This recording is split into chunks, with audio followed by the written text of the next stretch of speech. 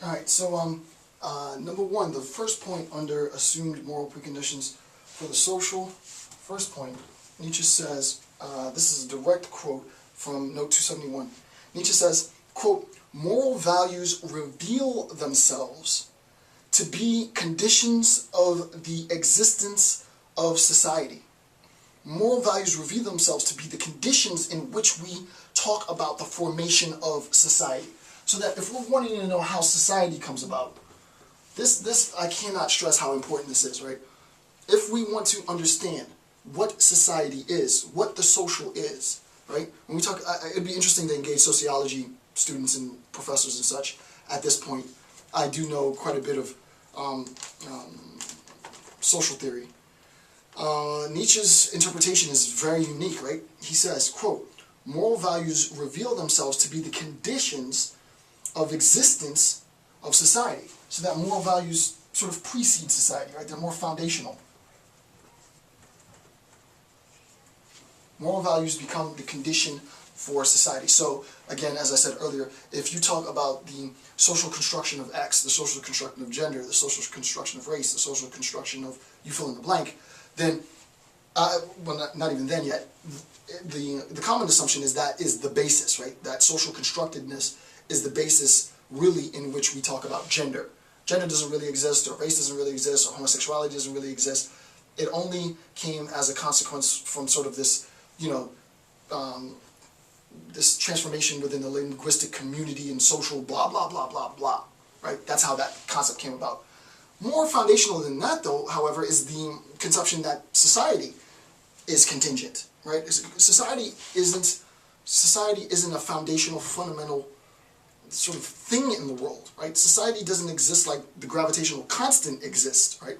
Society is constructed, right? Society, and that's important. Everyone uses society. I hear it all the time. It's like the catchphrase for all graduate students, the social construction of basically everything, right? So the social construction of everything, and they think and they talk about the social construction and social constructedness as the sort of seminal directive in the world, especially for all things social science, right? Social construction of everything. Nietzsche's saying, not in sort of in a discussion with respect to social construction, it has nothing to do with it. The idea is more primordial, more seminal, more foundational, is the concept of the construction of the social. So before you can even talk about the social construction of X, you have to recognize that there's a more primordial Nietzschean account, which is the construction of the social. How do we talk about the construction of the social for Nietzsche?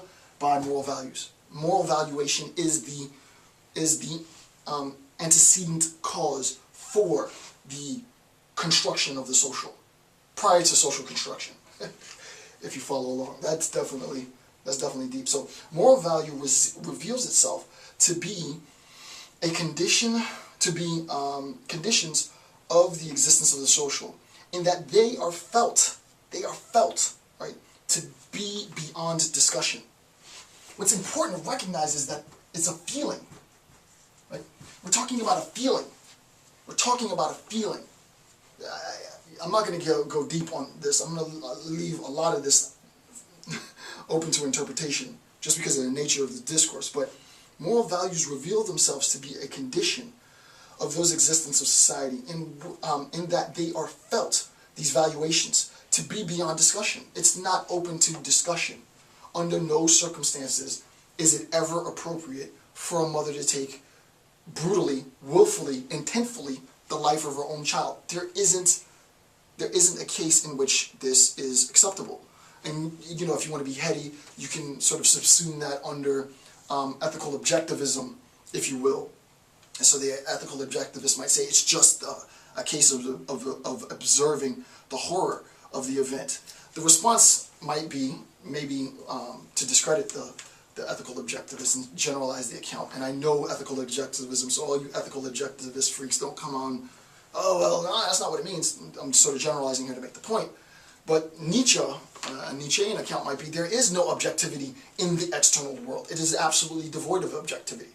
And this is why I use Toni Morrison's example of the brutal murder of her child, right? It's not Toni Morrison's child. The character's brutal murder itself is brutal murder. beloved, right? She's not going back to slavery. And then you think to yourself, oh my God, I just read a piece where I think I would have done the same thing. Or you read Michael Tooley's Abortion and Infanticide, a justification for abortion and infanticide. I forget the name of the article. You're like, yeah, I can see how that would work too. And you start to get corrupted and your worldview changes because your knowledge is expanded, right? And what Nietzsche's saying is that morality really is the substrate for society, and that is based on feelings. What in the world does that mean? Well, I'm not going to discuss it because Nietzsche doesn't discuss it.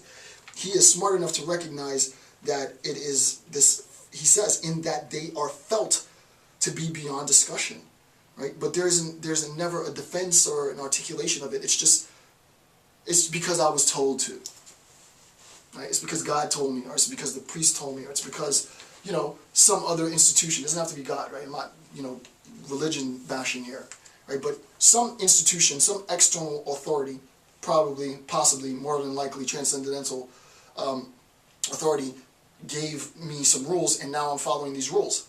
And I'm prideful in how resilient I've been in adhering to all of the tenets of these codified laws, what have you, right? So, in that they are felt to be beyond discussion, right? We're not going to have a philosophical debate about these feelings that I have, right? These feelings attached to the moral values that I've been given, that I've been prescribed. It's not up for discussion, right? I'm going to say I believe, and that's going to be the end of the conversation. There is no back and forth. There is no reason involved, right?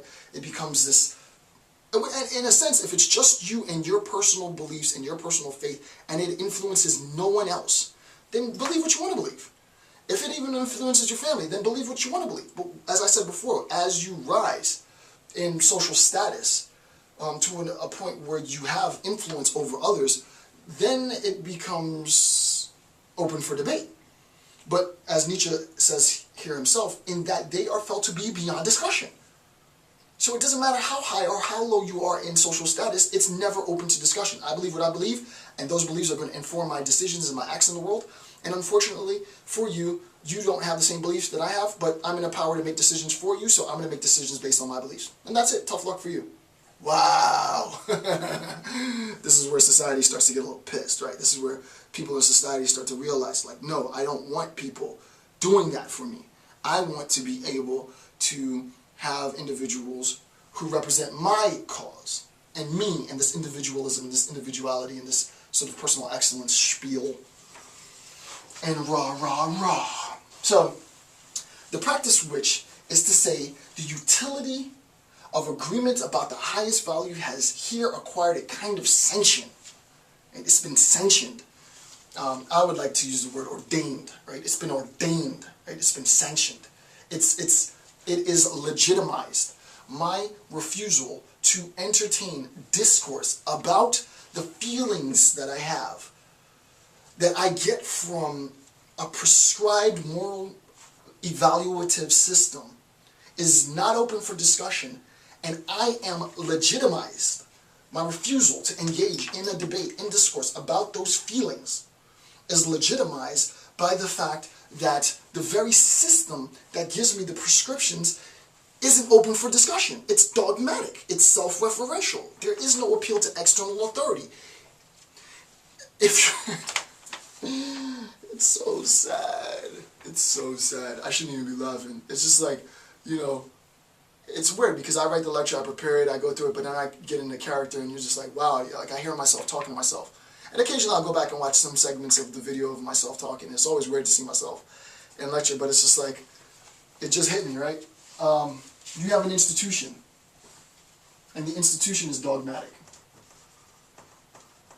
Meaning that the institution doesn't make appeals to anything outside of itself. Never. Right? This never happens. The institution justifies itself and its sort of codified laws and rules and liturgy and what have you by an appeal to itself. So the example that I've always given time and time again, just real quick, is not as an institution, just as an example.